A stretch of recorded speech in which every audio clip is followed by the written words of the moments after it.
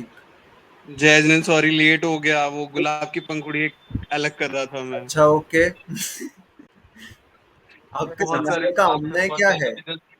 हाँ। आपके जिनाले में आमना कौन सी चलती है? मेरे जिनाले में कोई भी आम नहीं चले, हम तो जिनाले के गेट पे कर रहे हैं ना हम लोग सब कोई मिलकर। बढ़िया बढ़िया। एक्चुअली हमारे जिनालय में शंभू सागर महाराज जी का 2 बार चातुर्मास हो चुका है। हम्म। और वासु पूज्य सागर महाराज जी का नाम सुना है? हाँ। जिनके वो पट्टाचार्य हैं श्रेय सागर जी। यस। तो वासु पूज्य सागर महाराज जी के ब्रह्मचारी भी हैं, यहाँ पे ब्रह्मचारी भी हैं, संघ के ब्रह्मचारी हमारे एरिया में रहते हैं। किस शिष्य? वासु पूज्य सागर महाराज जी के शिष्य हैं, सागर जी के वो भी अंकलिगर परंपरा के ही हैं वो शायद। नहीं नहीं, उससे हैं, शांति सागर परंपरा से हैं। वाओ। हाँ। तो जो भी, तो उसके बाद हम लोग के जिनाले में ऐसा है कि हम मतलब कभी कभार वो बड़े पार्श्वनाथ भगवान पे। रिकॉर्डिंग तो चालू नहीं थी ना? नहीं, बंद कर दी थी मैंने, पॉज कर रखा। वो तुम लोगों ने स्टार्ट कर ली थी क्या? नहीं, मंगलाचरणी करने के लिए हाथ जोड़ रहे हैं। ठीक है ठीक है ठीक स्टार्ट है। करते हैं। हम्म। मोक्षमार्गस्य नेतारं भेत्तारं कर्मभूभृतां ज्ञातारं विश्वतत्त्वानां वन्दे तद्गुणलब्धये। देवादिदेव एक हजाराठ श्री आदिनाथ भगवान की जय। आचार्य भगवान श्री उमा स्वामी महाराज की जय। 3 कम 9 करोड़ महामुनिराजों की जय। हम सभी रतवार सूत्र ग्रंथ में 6ठे अध्याय में आश्रव के भेदों की चर्चा कर रहे थे। हमने आश्रव के विशेष भेद जानने के लिए सबसे पहले देखा था कि आश्रव किससे होता है, तो इंद्रिय, कषाय, अव्रत और क्रिया। इंद्रियां 5 प्रकार की, कषाय 4 प्रकार की, फिर अव्रत 5 प्रकार के और क्रियाएं 25 प्रकार की हमने समझी थी। इसके बाद आश्रव में विशेषता कैसे आती है ये हमने पिछली क्लास में देखा था, जिसमें हमने देखा था कि आश्रव में विशेषता आने के लिए क्या क्या जरूरत है। तीव्र भाव, मंद भाव, ज्ञात भाव, अज्ञात भाव, अधिकरण विशेष और वीर्य विशेष, मतलब शक्ति से। ठीक है। तो सूत्र क्या लिखा था? तीव्र मंद ज्ञाताज्ञात भावाधिकरण वीर विशेषेभ्य तद विशेष। ठीक है। तो उस आश्रव में तद विशेष मतलब उस आश्रव में विशेषता आती है तीव्र भाव मंद भाव से। मतलब क्या हुआ? यदि हम तीव्र कषायक परिणामों के साथ कुछ करेंगे तो अधिक पाप या पुण्य का बंध होगा, और मंद के साथ करेंगे तो वैसा पाप का पुण्य का बंध होगा। जैसे एक व्यक्ति, हमने एग्जाम्पल लिया था, पर्सन ए पर्सन बी को चाटा मार रहा है और पर्सन सी पर्सन डी को चाटा मार रहा है। तो क्रिया वही हो रही है, चाटा मारने की क्रिया हो रही है, लेकिन एक तरफ एक पड़ोसी दूसरे पड़ोसी को मार रहा है और एक तरफ एक माँ अपने बच्चे को मार रही है। तो यहाँ पर अभिप्राय कुछ और हो जाएगा, उस अभिप्राय के साथ कषाय भी चेंज हो जाएगी। ठीक है। तो वो जो एक पड़ोसी दूसरे पड़ोसी को मार रहा है उसमें क्रोध कषाय की भयंकर तीव्रता है, उसमें क्रोध भी है, मान भी होगा, कुछ ना कुछ होगा, कुछ ना कुछ माया का भी परिणाम होगा और कुछ ना कुछ लोक का भी परिणाम होगा। जबकि माँ का अभिप्राय क्या होगा? बच्चे को सुधारने का अभिप्राय होगा। कषाय मंद होगी तो उसी हिंसा के लिए उस पड़ोसी को ज्यादा पाप लगेगा, माँ को कम पाप लगेगा। ज्ञात भाव अज्ञात भाव क्या होता है? कि हमने गलती से किसी की हिंसा कर दी और हमने जान करके किसी की हिंसा करी। ठीक है, हमने शिकार इत्यादि कर लिया, या फिर ऐसा समझें कि हमने क्या करा, हम अज्ञात भाव में हमने क्या करा, हम बैठ रहे थे, वहां नीचे चींटी थी तो हम उसके ऊपर बैठ गए, या हमने चटाई बिछाई उसके ऊपर बैठ गए, नीचे कोई जीव था उसकी हिंसा हो गई। तो ये अज्ञात भाव में हिंसा हुई है। ज्ञात भाव में हिंसा कैसे होगी? हम जान करके किसी चींटी को, किसी जीव को मारें, हिट स्प्रे कर दें, ठीक है, लक्ष्मण रेखा लगा दें, ये सब क्रियाएं हम करेंगे तो हम ज्ञात भाव से कर रहे हैं। तो उसमें भी पाप पुण्य का बंध उसके अनुसार होगा। पाप का बंध ज्ञात भाव में ज्यादा होगा, अज्ञात भाव में कम होगा। ठीक है, लेकिन पाप का बंध तो होगा ही होगा, ये हमने समझा था। हाँ।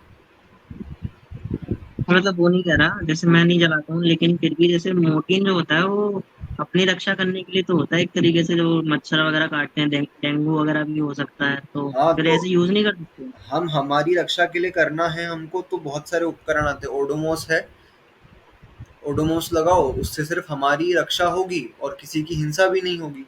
ठीक है, क्या होता है, वो एक रोल ऑन आता है, वो रोल ऑन स्किन पे भी नहीं लगाना पड़ता, वो तो कपड़ों पे 4 डॉट लगा लो, ठीक है, उससे क्या होगा, उससे भी मच्छर दूर रहते हैं।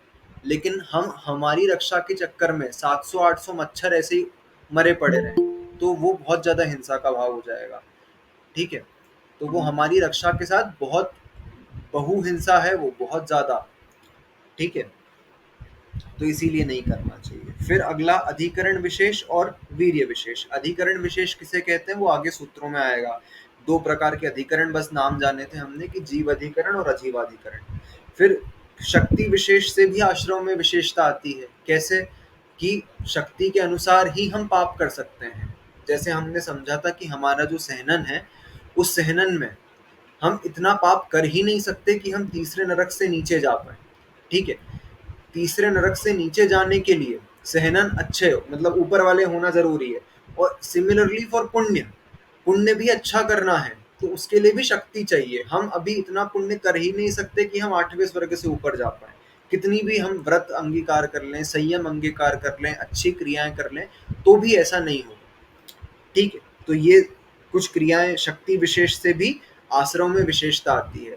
शक्ति अधिक होगी तो पाप पुण्य का आश्रव अधिक कर पाएंगे, और शक्तिहीन होगी, कम होगी, तो पाप पुण्य का आश्रव भी कम होगा। फिर अधिकरणम जीवा जीवा।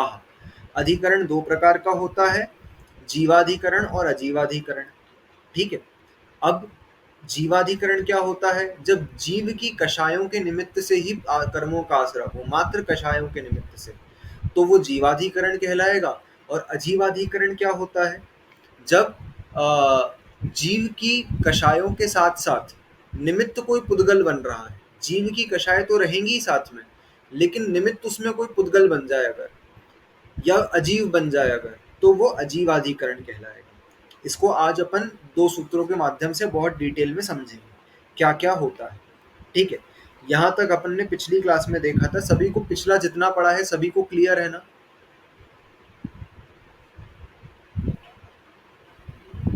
ठीक है, तो अपन आज से सूत्र निकालते हैं। सूत्र नंबर 8 सभी निकालेंगे, ठीक है। अब क्या बता रहे हैं, ये जो अधिकरण है ना, इस अधिकरण के बारे में तो पहले जीवाधिकरण के भेद बताएंगे, ठीक है। तो जीवाधिकरण के भेद बताने के लिए अगला सूत्र लिखा, आद्यम समरंभ समारंभ आरंभ योग कृत कारितानुमत कषाय विशेषै त्रिस त्रिस त्रिस चतुश्चैक्षः। आद्यम समरम समारंभारम योग कृत कारितानुमत कषाय विशेषैः त्रिस त्रिस त्रिश चतुश्चैक्षः। आद्यम समरम समारंभारम योग कृत कारितानुमत कषाय विशेषैः त्रिस त्रिस त्रिस चतुश्चैक्षः। श्रेयस भैया सूत्र बोल पाओगे?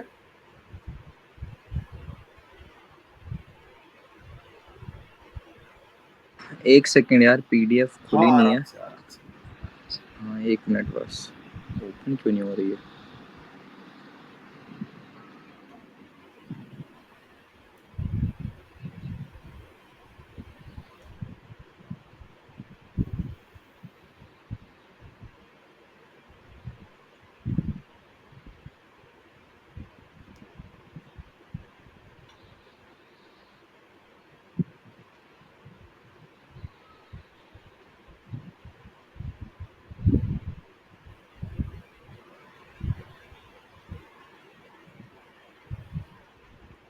ओके, आवाज आ रही है ना? हाँ हाँ।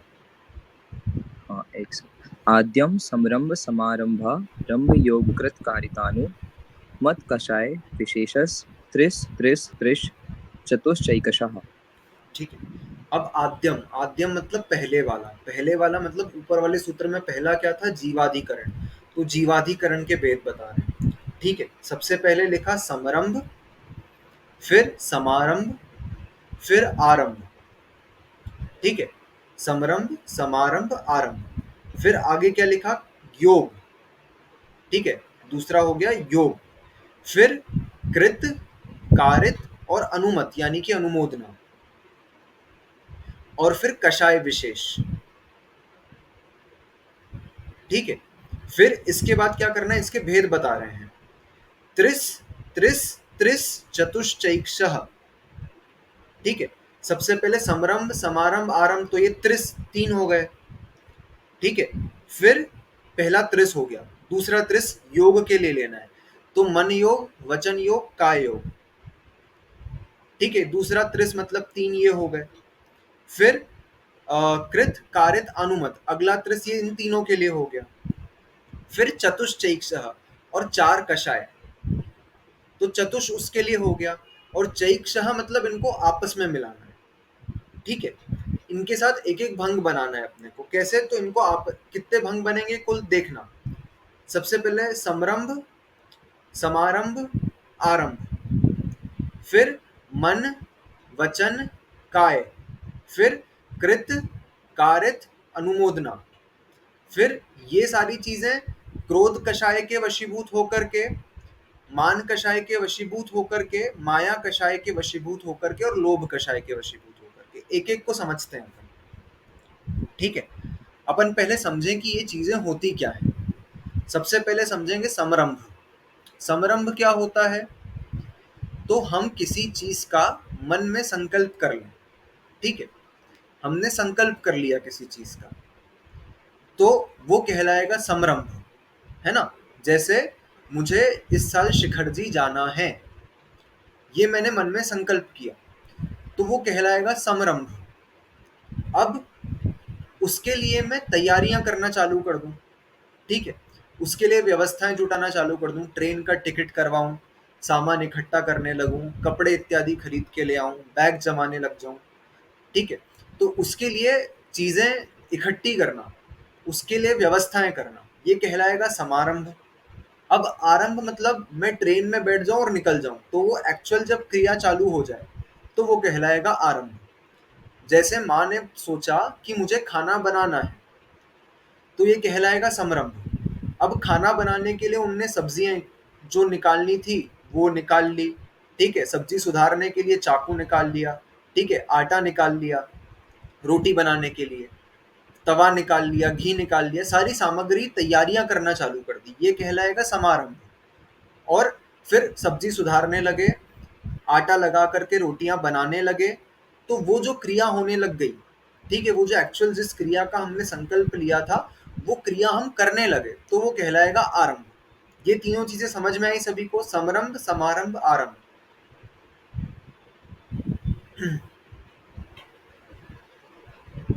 ठीक है, फिर इसके बाद ये चीज 3 योगों से कर सकते हैं हम। जैसे सिर्फ मन में संकल्प लिया अभी कि मुझे कल अभिषेक करने जाना है, तो ये सिर्फ मन में संकल्प लिया है, अभी वचन से बोला नहीं है, तो ये मनोयोग से हो जाएगा। ठीक है, अब मैंने बोला कि अरे कल तो मैं सुबह अभिषेक पूजन करने जाऊंगा और मैं उसकी तैयारी करने लगा। ठीक है, तो ये वचन योग से हो जाएगा। यही समरंभ काय योग से कब होगा? जब मैं धोती दुपट्टा निकाल के रख लूं मेरा, ठीक है, कल तो अभिषेक करने जाना है, और फिर अब मैं एक्चुअल करने जाऊंगा, तो वो आरंभ क्रिया कहलाएगी। ठीक है, तो ये 3 योगों से कर सकते हैं हम, समरंभ समारंभ आरंभ। इंडिविजुअली हर एक चीज 3 योगों से हो सकती है। समरंभ मन योग वचन योग काय योग से हो सकता है। ठीक है, समारंभ किससे होगा? ये भी तीनों योगों से हो सकता है, और आरंभ भी तीनों योगों से हो सकता है। ठीक है, फिर कृत। कृत क्या होता है? स्वयं करना। ठीक है, किसी भी कार्य को स्वयं करना, ये कहलाता है कृत। जैसे मुझे अभिषेक करना है, तो वो मैं अभिषेक अगर खुद कर रहा हूं तो वो कहलाएगा कृत। ठीक है, ये हो गया कृत। अब कारित क्या होगा? जैसे अब मुझे किसी और जगह पर शांति धारा करवानी है, मैं यहाँ हूँ उज्जैन में और मुझे करवानी है शांति धारा कुंडलपुर में। ठीक है, तो मैं क्या करूँगा? मैं बोल दूंगा कि जो भी शांति धारा की राशि है वो आप मुझसे ले लेना, और कोई और व्यक्ति मेरी तरफ से शांति धारा कर दे। तो हमने ये किसी और से करवाया। ठीक है, ये कहलाएगा कारित। कृत मतलब स्वयं करना, कारित मतलब किसी और से काम करवाना। ठीक है, अब क्या हुआ? ना मैंने खुद करा, ना मैंने किसी और से करवाया, लेकिन किसी और व्यक्ति की जिसने वो कार्य करा है उसकी हमने प्रशंसा करी, उसकी तारीफ करी।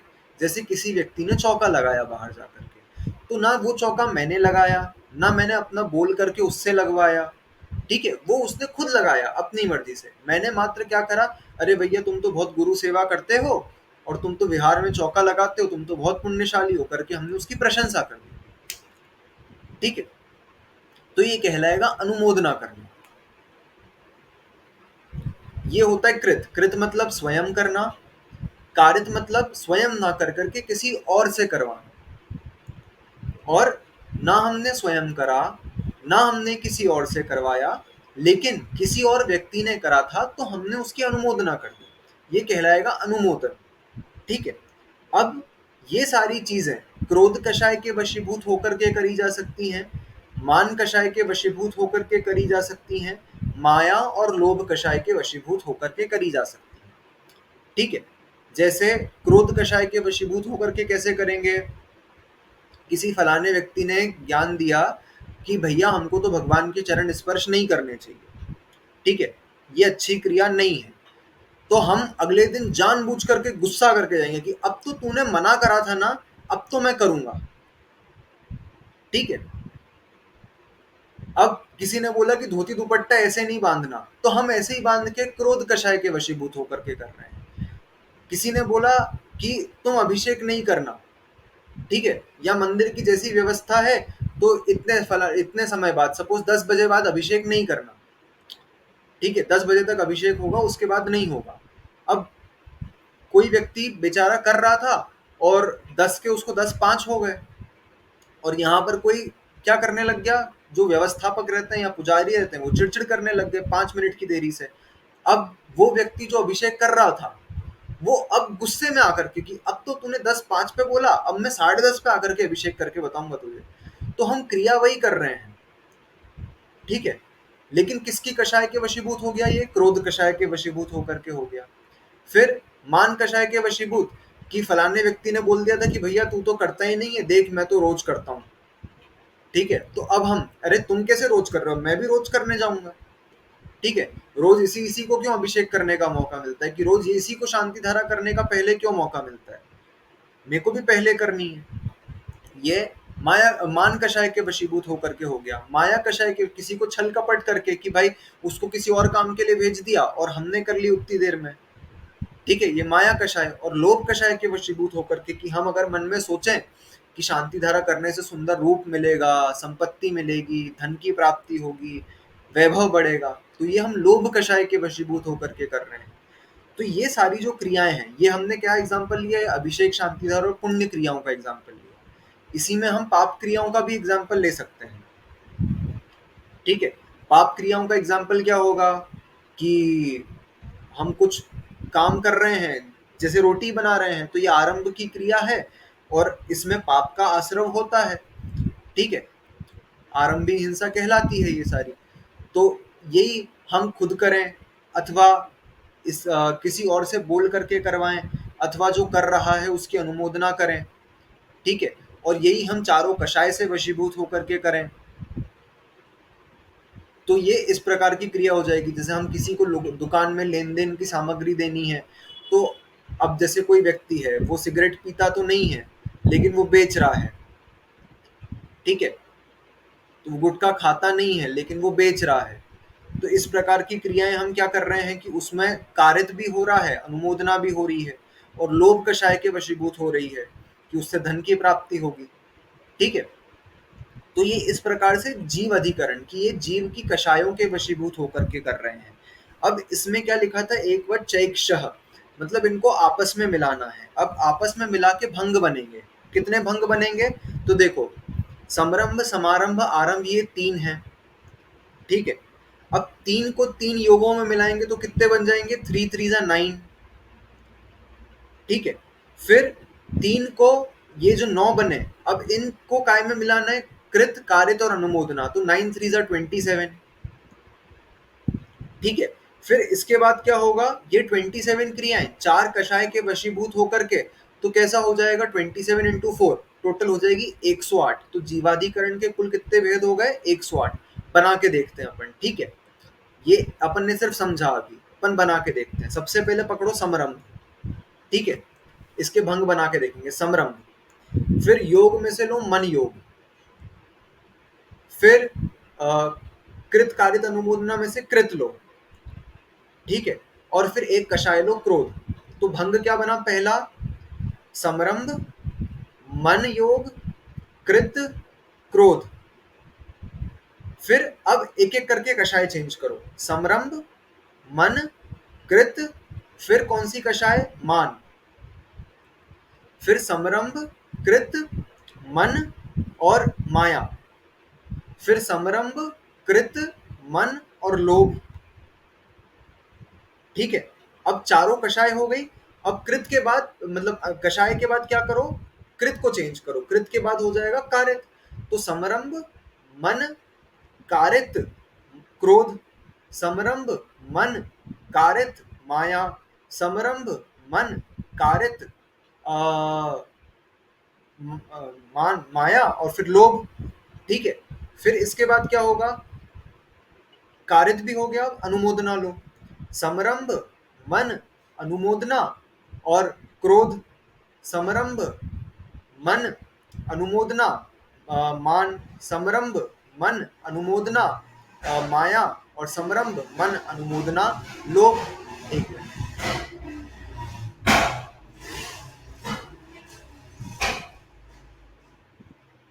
ठीक है। तो इस प्रकार से इसके भंग बनेंगे। भंग कैसे बन रहे हैं सभी को समझ में आए? देखो, समरंभ, मन और कृत के कितने? 4 वो बनेंगे, 4 भंग बनेंगे, ठीक है। समरंभ, मन, कृत के 4 भंग बनेंगे। फिर इसी प्रकार समरंभ, मन, कारित के 4 भंग बनेंगे। समरंभ, मन, अनुमोदना के 4 भंग बनेंगे, 4 कषाय से मिला करके, ठीक है। तो इस प्रकार समरंभ, मन के 12 भंग बन गए, ठीक है। सभी को समझ में आ रही? थोड़ी सी मैथ्स है।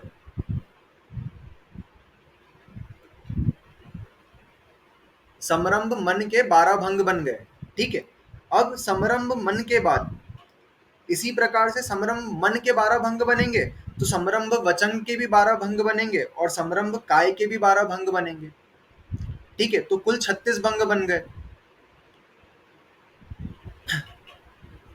ठीक है। तो 36 समरंभ के बनेंगे। एक मिनट, बोर्ड पे बनाऊं ना? हाँ, एक मिनट, बोर्ड पे बनाऊंगा तो ज्यादा अच्छे से समझ में आएगा। आ गया है वैसे समझ आ में, गया ना? इजी है। एक हाँ बार आप 36 अपनी 36 कॉपी में 36, बना करके देखोगे तो और अच्छे से आएगा। हाँ 36 36 36 करके टोटल 108 हो जाएंगे। टोटल 108, ठीक है। हाँ चारों कषाय को एक बार संभ्रम के साथ लेना है, फिर सबका मन का हो जाएगा। हाँ देखो, एक बार बस, एक बार मैं लिख के बता दूंगा ना तो अच्छे से क्लियर हो जाएगा। पहले मन के साथ, हाँ, मन के साथ चारों कषायों का संभ्रम वाला, है ना। मन, 3 चीजों को कांस्टेंट रखना है पहले, ठीक है। सबसे पहले क्या करेंगे? सबसे पहले लिखो समरंभ, 4 फिर इंटू 3 इंटू मन, 2, फिर कृत, और फिर इधर कषाय ले। पहले क्रोध, फिर मान, फिर माया और फिर लोभ, ठीक है। ये समरंभ मन कृत के। फिर इसी, ये कितने हो गए टोटल? 12, है ना। फिर समरंभ मन और कारित के कितने बन जाएंगे इसी प्रकार से? 12। फिर समरंभ मन और अनुमोदना के फिर से बन जाएंगे 12, ठीक है। तो ये बन गए 36। तो समरंभ मन के 36 बन गए। 72 होंगे टोटल। नहीं, टोटल 108 बनेंगे, ठीक है। ये तो अब देख, समरंभ मन के ही अगर 36 बन रहे हैं तो समरंभ वचन के भी 36 बनेंगे, तो 72 तो यही हो जाएगा ना। समझ में आया? ठीक है। तो समरंभ मन के कितने बन गए अपने? समरंभ मन के 36 भेद बन गए। अब समरंभ मन, अब यहाँ पर मन हटाना है, सॉरी, हाँ। मन के बाद क्या लो? वचन। तो इसी प्रकार से समरंभ, वचन, कृत, कारित, अनुमोदना, कृत, फिर ये 108 कटाई। ठीक है, तो ये हो गए समरंभ वचन के 36। ठीक है, और फिर समरंभ वचन के बाद काय।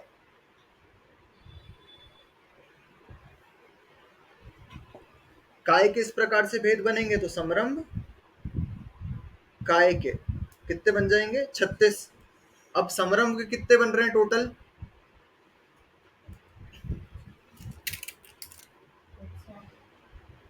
है ना? ठीक है, एक मिनट रुक जाओ।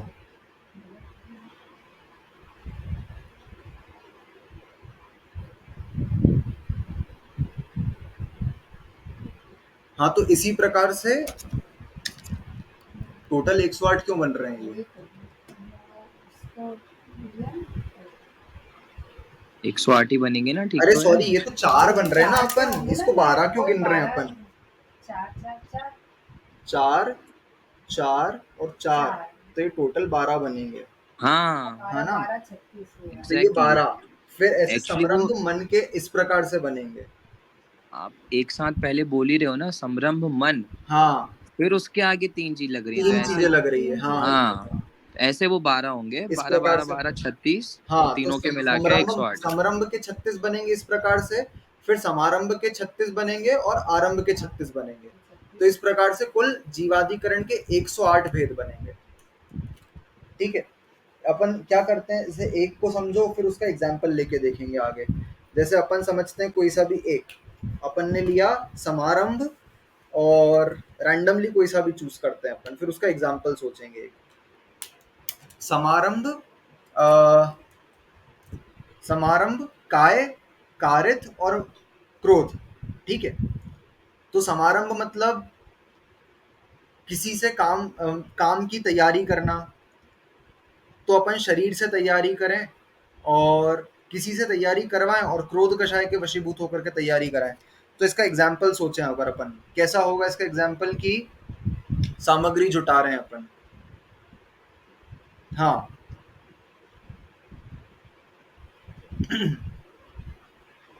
अपन डेली लाइफ में इसका क्या एग्जाम्पल एग्जांपल लिया अपन ने?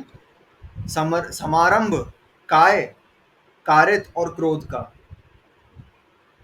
अच्छा, ये मम्मी से रिलेट कर लो। हाँ, वही मैं सोच रहा हूँ, क्योंकि सामग्री जुटाने में वो एक्सपर्ट होती है ना यहाँ वहाँ की, तो इसीलिए मैं सोच रहा हूँ कि मम्मी से कौन सी चीज, कि वो अगर कुछ सामग्री जुटा रही है अपने लिए कि अपने को ये फलानी चीज मिल नहीं रही है, मम्मी ढूंढ दो, तो गुस्सा कर करके ढूंढ रही है तो क्रोध हो गया। ठीक है, और हम करा रहे हैं, हम गुस्सा कर रहे हैं, वो गुस्सा कर रही है, तो कारित हो जाएगा। काय से कर रहे हैं, ढूंढ रहे हैं, तो इसलिए वो काय योग हो जाएगा। और फिर समारंभ में क्या आएगा? सामग्री जुटाना। ठीक है, कुछ चीज ढूंढना।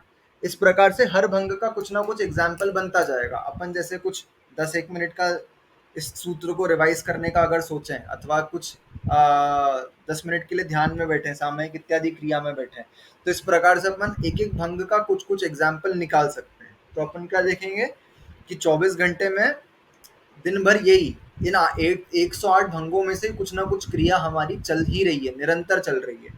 ठीक है, तो कर्मों का आश्रम निरंतर चल रहा है। तो अपन जो माला करते हैं 108 की, वो 108 की माला भी इसीलिए की जाती है कि ये कर्मों के आने के 108 द्वार हैं। ठीक है, तो कम से कम एक एक द्वार के लिए एक एक बार हम मंत्र का जाप करें, नमोकार का जाप करें। ठीक है, अच्छा, ये रीजन होता है। हाँ। ठीक है, क्योंकि ये एक एक द्वार को बंद करने के लिए एक एक तो वो हो, सभी ने वो पढ़ा होगा ना, क्या बोलते हैं, आलोचना पाठ। आलोचना पाठ में आता है समरंभ समारंभ हाँ, आरंभ, मन बचती ने की ने प्रारंभ, कृतकारित मोदन करके करके क्रोधादि क्रोधादि चतुष्टय। चतुष्टय धरिके। ठीक है, तो ये सब करके हम कर्मों का आश्रय कर रहे हैं, इसीलिए आलोचना कर रहे हैं कि हमने इन सभी क्रियाओं के द्वारा समरंभ, समारंभ, आरंभ, मन, वचन, काय, कृत, कारित, अनुमोदना और क्रोधमान माया लोभ से जो भी पाप किए हैं तो हे भगवान उसकी आलोचना करते हैं, ठीक है, ऐसा। फिर एक और चीज बतानी थी कि मुनिराज के आगे 108 क्यों लगाते हैं, तो वही कि उनने संसार से संबंधित समरंभ, समारंभ, आरंभ, इसका 3 योगों से कृत कारित अनुमोदना पूर्वक त्याग कर रखा है पूरा, ठीक है।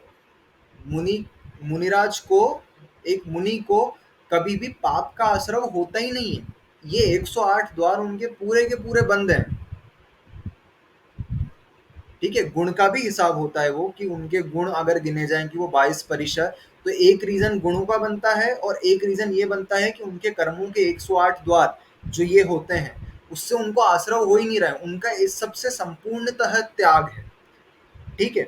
वो सांसारिक वस्तु का ना समरंभ करेंगे, ना वो उस चीज का संकल्प करेंगे, ना वो किसी और से करने के लिए कहेंगे, ठीक है, ना वो उस चीज की सामग्री जुटाएंगे, और ना वो ऐसी कोई क्रिया करेंगे जो संसार को बढ़ाए, ठीक है, सांसारिक हो। पारमार्थिक क्रिया के लिए वो चीज ये सब कर सकते हैं, ठीक है। फिर मन वचन काया से उसकी अनुमोदना नहीं करेंगे, कराएंगे नहीं, ठीक है, और खुद तो करने ही नहीं जाएंगे। तो इस प्रकार से ये क्रिया चलती रहती है। तो ये हो गया जीवाधिकरण का भेद। अब अपन देखते हैं अजीवाधिकरण का भेद। अजीवाधिकरण के क्या भेद होते हैं? माँ उठा लो, नहीं तो कट जाए पहले। हाँ, अजीवाधिकरण के क्या भेद होते हैं, तो उसके लिए अगला सूत्र लिखा, 9th नंबर का सूत्र।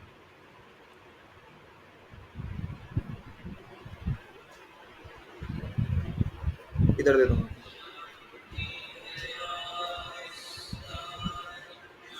हाँ, निर्वर्तना, निक्षेप, संयोग, निसर्गा, द्विचतुर्द्वि त्रिभेदाः परम। निर्वर्तना, निक्षेप, संयोग, निसर्गा, द्विचतुर्द्वि त्रिभेदाः परम। निर्वर्तना, निक्षेप, संयोग, निसर्गा, द्विचतुर्द्वि त्रिभेदाः परम। सोनाली का सूत्र बोलोगे?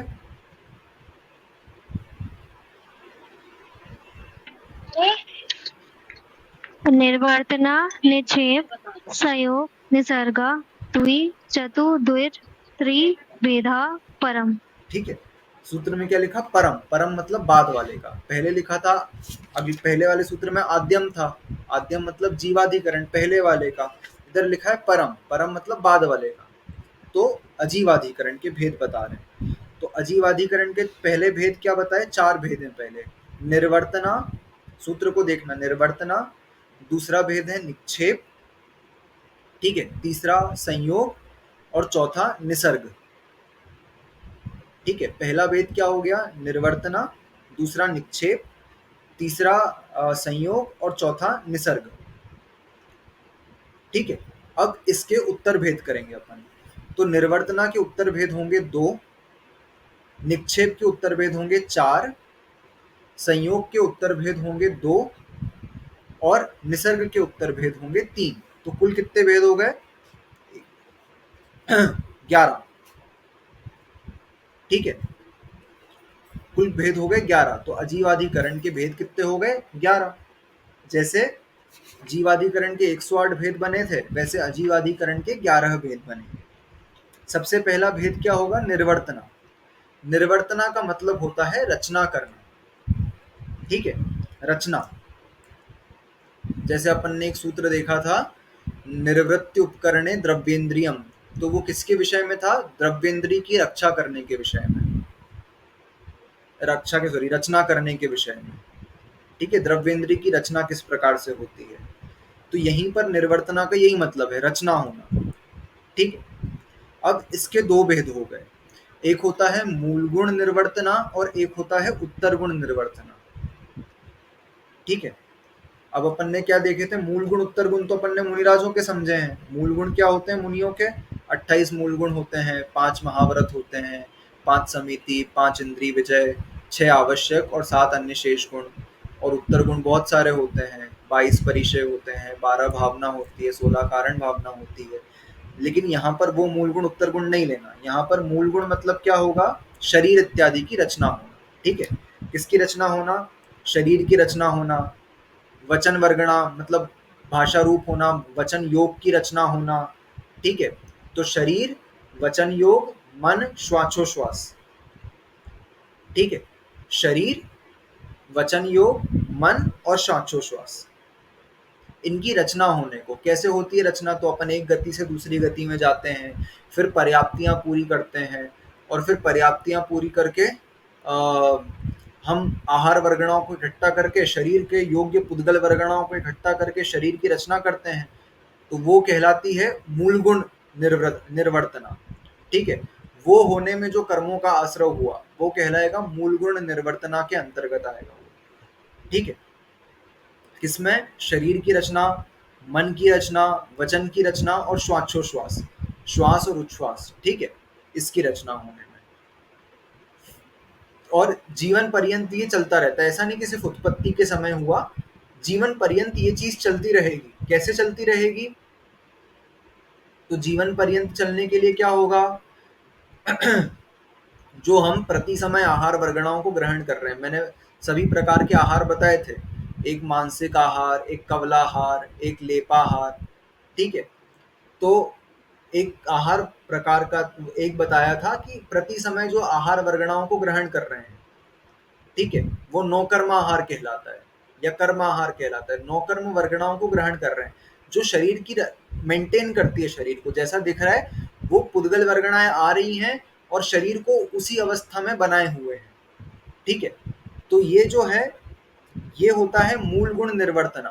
तो वो इनिशियली जब शरीर बना वो, और जीवन पर्यंत जो नौकर्म वर्गणाएं, आहार वर्गणाएं हम ग्रहण कर रहे हैं, वो ये मूल गुण निर्वर्तना। अब उत्तर गुण निर्वर्तना में क्या आएगा, जो भी हम अब बाहर से बना रहे हैं, किसी ने कुछ ड्राइंग बनाई, कुछ पेंटिंग बनाई, तो वो उत्तर गुण निर्वर्तना में आ जाएगी। किसी ने घर बनवाया, वो उत्तर गुण निर्वर्तना में आ जाएगा। किसी ने रोटी बनाई, खाना बनाया, वो उत्तर गुण निर्वर्तना में आ जाएगा। ठीक है, किसी ने पुस्तक छापी, पुस्तक बनाई, किताब लिखी, लैपटॉप बनाया, दुनिया भर की चीजें जो हो रही हैं, जो हम दिन भर बना रहे हैं, कुछ ना कुछ क्रिएट कर ही रहे हैं। ठीक है, तो वो जो भी चीजें हो रही हैं वो उत्तर गुण निर्वर्तना में आएगी, निर्वर्तना में। और मूल गुण निर्वर्तना में शरीर से संबंधित जो भी चीजें हैं। ठीक है, तो ये हो गई निर्वर्तना। निर्वर्तना का मतलब होता है रचना होना, रचना करना। तो उसमें जो भी आश्रव होगा वो निर्वर्तना संबंधित अजीवाधिकरण के आश्रव में आएगा। फिर निक्षेप, निक्षेप का मतलब क्या होता है, रखना। ठीक है, किसी भी चीज को रखना। एक समिति होती है, 5 समितियों में से मुनिराजों की आदान निक्षेपण समिति।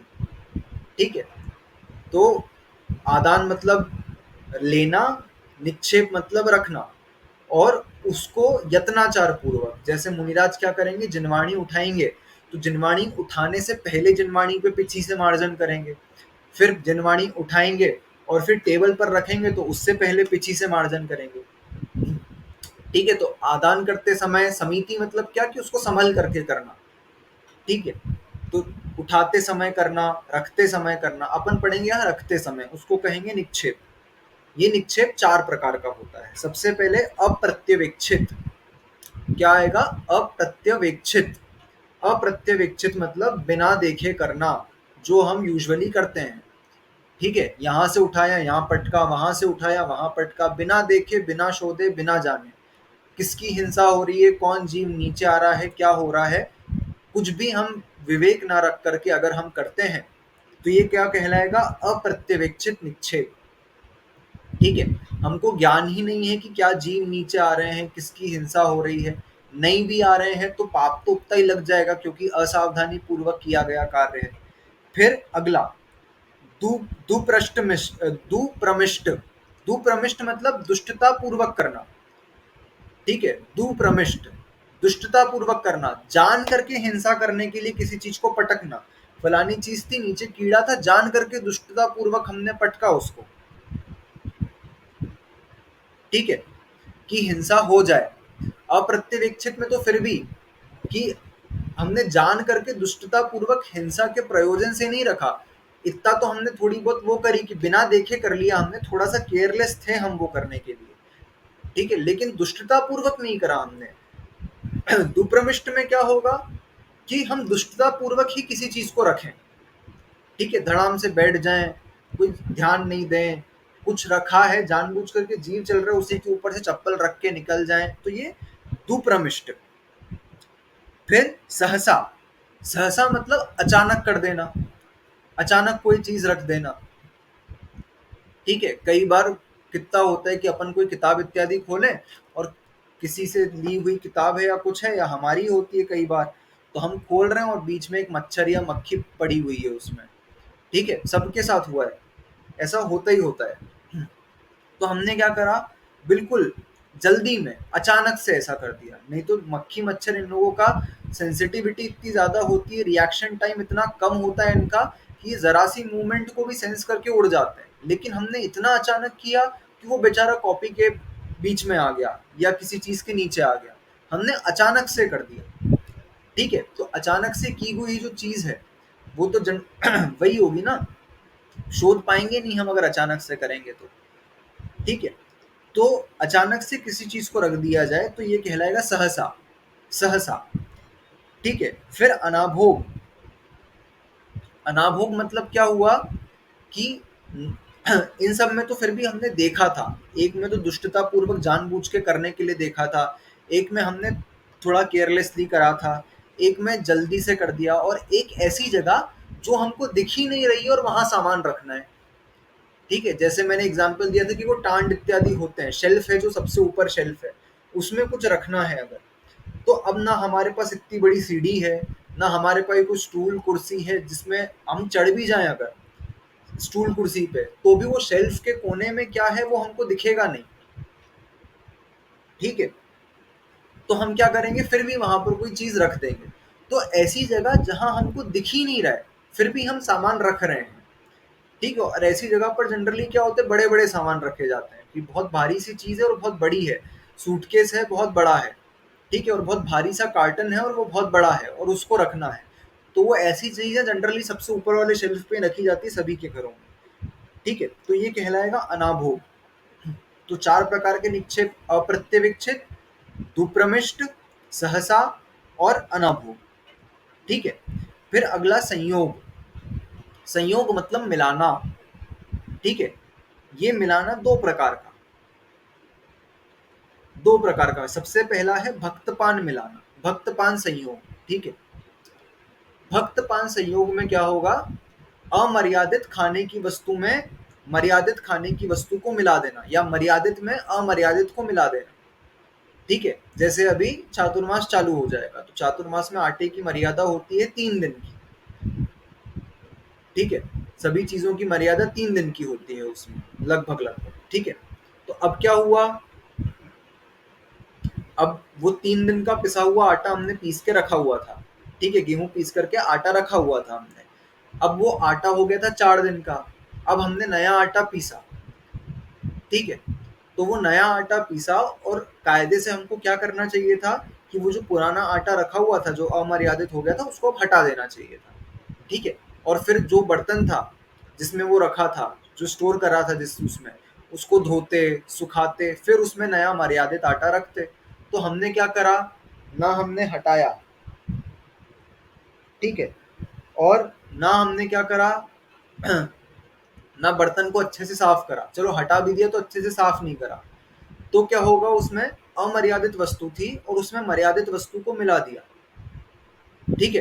तो अब वो जो पूरी चीज हो गई वो पूरी अमर्यादित हो गई। जैसे एक छना हुआ पानी रखा हुआ है, मर्यादा का पानी उबाल करके 24 घंटे की मर्यादा का रखा है, अब हमने क्या करा, ध्यान नहीं दिया कि उस कंटेनर में मर्यादा का पानी था और हमने जाकर के एक गिलास जो जस्ट धुला हुआ था और गीला ही था, और हमने क्या करा, उसी को डुबा करके उसमें से मर्यादा का पानी में से निकाल लिया पीने के लिए, ठीक है।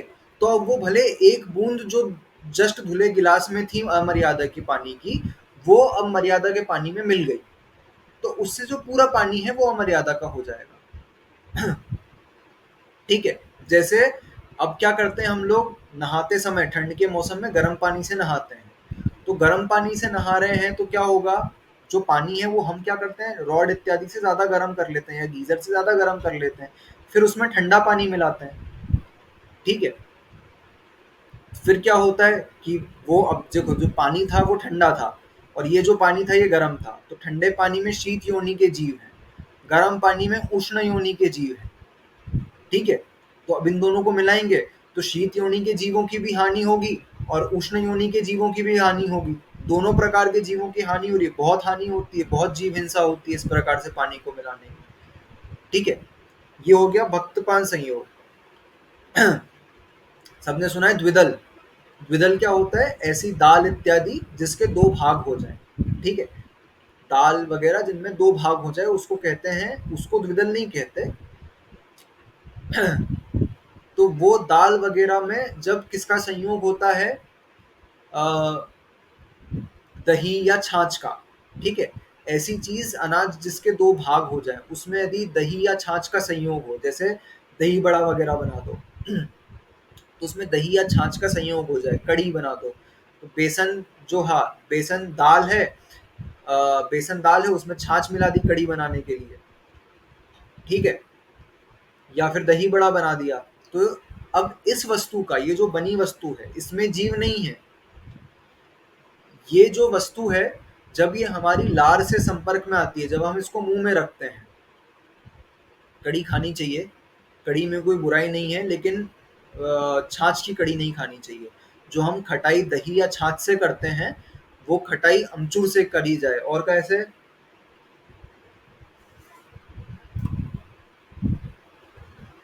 हम लोग तो जनरली अमचूर से बना लेते हैं, है ना, तो वो अमचूर से ही जो खट्टा करते हैं, तो बेसन और छाछ या बेसन और दही नहीं मिलाना, मिलाना है आपको खटाई जो लानी है, खट्टा टेस्ट लाना है कड़ी में, वो अमचूर से या किसी और खट्टे पदार्थ से लाया जाए, तो उसमें दही वगैरह नहीं मिलाना पड़ेगा, तो दोष नहीं लगेगा। द्विदल अभक्ष ही होता है।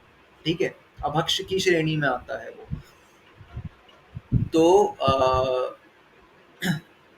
अब ये जो हमने चीज बना ली, जैसे जो कड़ी बना ली है या दही बड़ा बना लिया है, ये सब चीजें हमने बना ली, तो अब जब हम इसको खाते हैं ना, तब जब ये जैसे ही हमारी लार के, थूक के संपर्क में आता है, तब इसमें अनंत जीवों की उत्पत्ति हो जाती है, फिर उनकी हिंसा का दोष लगता है।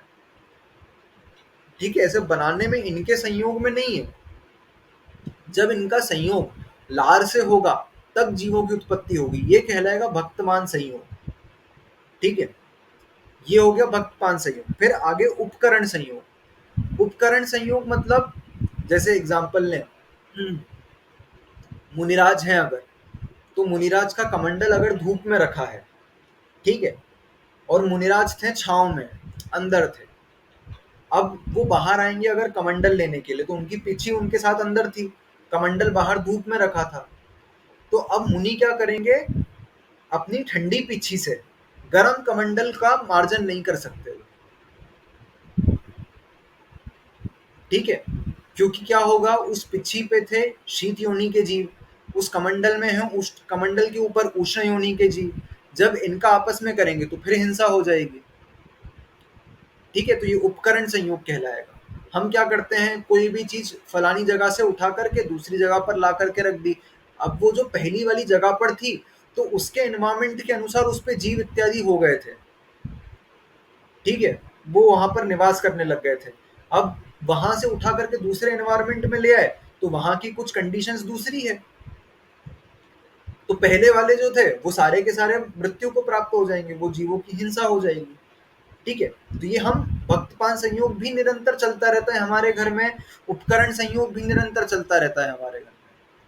ठीक है, और ये द्विदल वाला भक्तपान में आएगा ना? हाँ, द्विदल वाला भक्तपान में है। हाँ, और ये ठंडा गरम जो है वो उपकरण में। हाँ, नहीं, ठंडा गरम भी, ठंडा गरम पानी जो इत्यादि मिलाना है, अच्छा, वो उसमें ही आएगा, भक्तपान भक्तपान नहीं में ही आएगा, आएगा। उपकरण में सिर्फ चीजों से संबंधित आएगा। हाँ, चीजों से संबंधित जो उपकरण है वही। हाँ हाँ हाँ ठीक है। हाँ, फ्रिज से निकालो चीजें तो भी क्या होगा कि शीत का उष्ण में आ जाएगा अगर, तो वहां पर जीवों का घात हो जाएगा।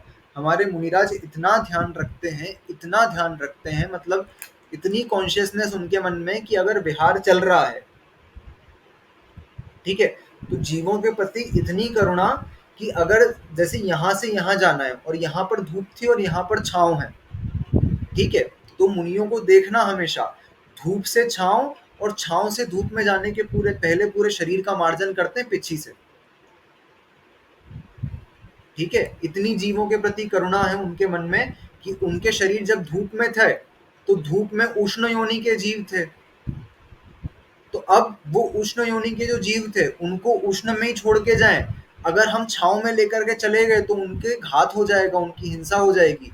तो उष्ण योनि के जीवों को उष्ण में ही वो पिच्ची से मार्जन करके छोड़ते हैं, फिर छाया में जाते हैं, और फिर छाया में आए तो शीत योनि के जीव आ गए, तो अगली बार धूप में जाएंगे तो वो शीत योनि के जीवों का घात हो जाएगा। तो धूप से छांव और छांव से धूप जाने के पहले मुनिराज पिच्छी से पूरे शरीर का मार्जन करते हैं। ठीक है, ये आएगा उपकरण संयोग में। ये देखा है कई बार महाराज जी लोगों को, पर हाँ। आज पता चला इसलिए करते हैं।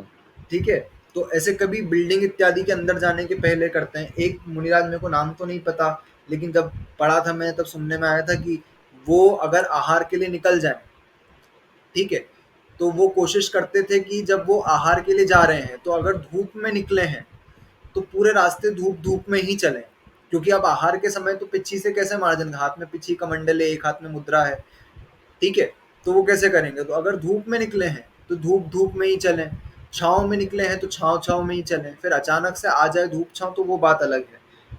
ठीक है, ऐसे ही ये कहलाएगा उपकरण संयोग में आएगा। विज्ञानमती माता जी जो है, विज्ञानमती माता जी क्या करती हैं कि वो पेन जो है, अपन जैसे गोल पेन रखते हैं, तो माता जी गोल पेन नहीं रखती हैं, वो पेन रखती हैं ऐसा जिसमें एक तरफ की सरफेस एटलीस्ट फ्लैट हो।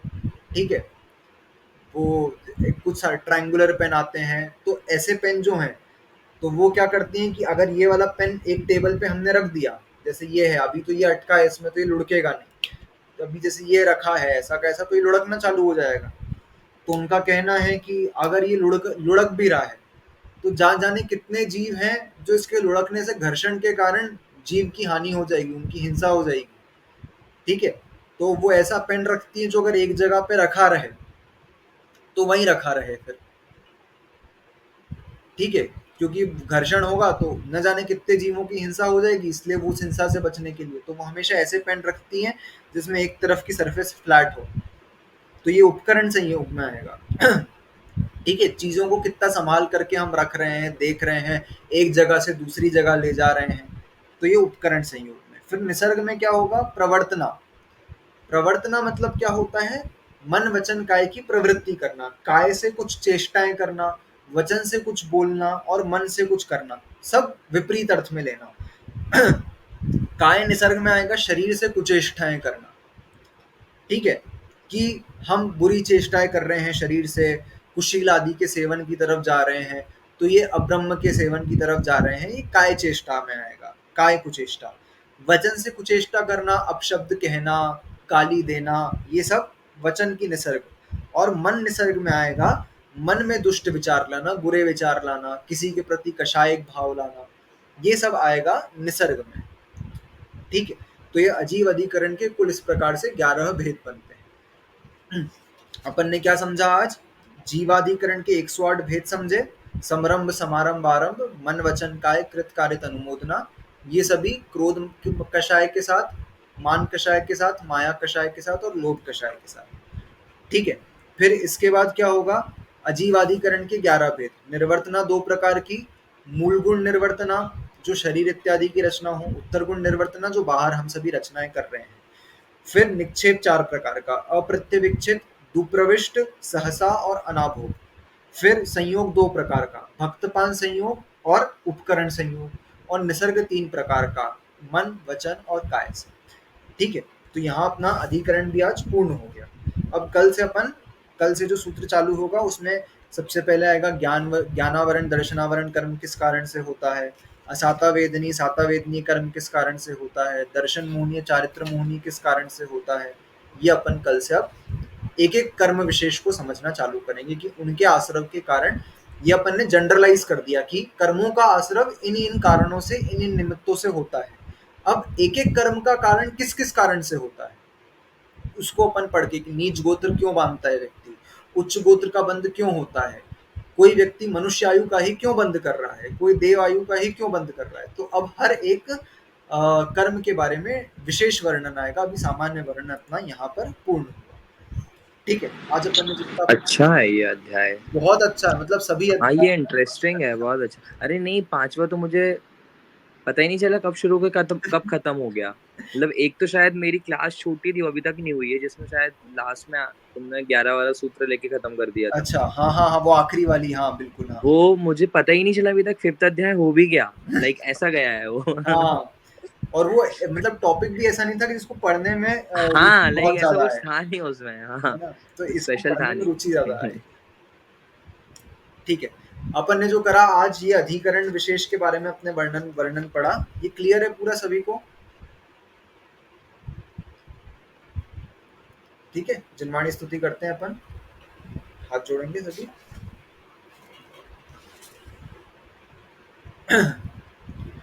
शास्त्र पठन में मेरे द्वारा यदि जो कहीं कहीं प्रमाद से कुछ अर्थ वाक्य पद मात्रा छूट गई, सरस्वती मेरी उस त्रुटि को कृपया क्षमा करें, और मुझे कैवल्य धाम में माँ अविलंब धरें।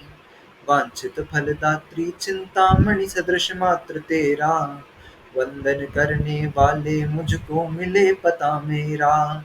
बोधि समाधि विशुद्ध भावना आत्म सिद्धि मुझको मिले, और मैं पा जाऊं माँ मोक्ष महासुख को। द्वादशांग जिनवाणी मातेश्वरी की जय। सभी का आंसर करेंगे।